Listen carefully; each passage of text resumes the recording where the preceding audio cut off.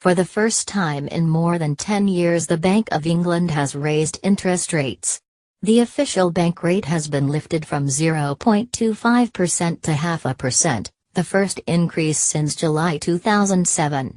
The move reverses the cut in August of last year, made in the wake of the vote to leave the European Union.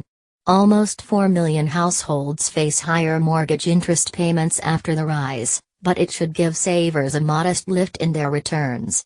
As well as many of the country's 45 million savers, anyone considering buying an annuity for their pension will also see better deals. The main losers will be households with a variable rate mortgage. Of the 8.1 million households with a mortgage, 3.7 million, or 46%, are on either a standard variable rate or a tracker rate.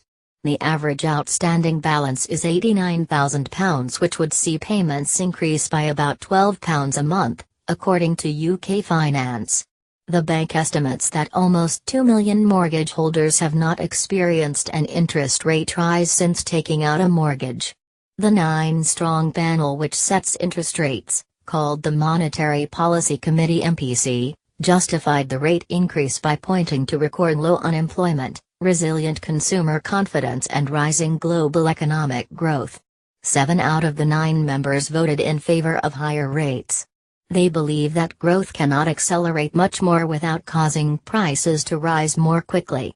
However, the MPC repeated previous guidance that future increases in rates would be at a gradual pace and to a limited extent. The pound fell about 1% against the dollar and euro, as some investors had hoped to see hints of more rate rises.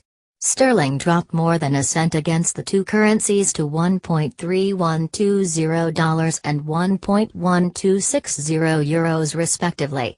The financial markets are indicating 2 more interest rate increases over the next 3 years, taking the official rate to 1%. The MPC also said that the decision to leave the European Union is having a noticeable impact on the economic outlook. It said there were Brexit-related constraints on investment and labour supply, which were holding back the potential growth rate of the UK economy. The Bank of England, under the leadership of Governor Mark Carney, is tasked with keeping consumer price inflation at around 2%. However, inflation has been running higher than that since February, and in September it hit 3%, the highest rate since April 2012. The bank thinks that inflation is likely to peak this month at 3.2%. Despite accelerating inflation, the bank has been reluctant to raise interest rates. It has argued that inflation has been boosted by the fall in value of the pound since the UK's vote to leave the European Union in June of last year. That weaker pound has driven up the costs of imported food, fuel and other goods. The bank says this effect is probably at its peak at the moment. The other issue holding back the bank has been the weakness in wage growth.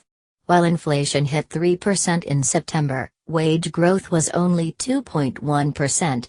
However, the bank sees wage growth gradually increasing over the 2018 and says there are signs of that happening already. In its quarterly inflation report, released with the announcement on rates, the bank slightly raised its growth forecast for this year to 1.5% from 1.3% and also edged up its growth forecast for next year. Do you have a question about the interest rate change? What do you need to know about the change? Email us at javier@bbc.co.uk. You can also contact us in the following ways.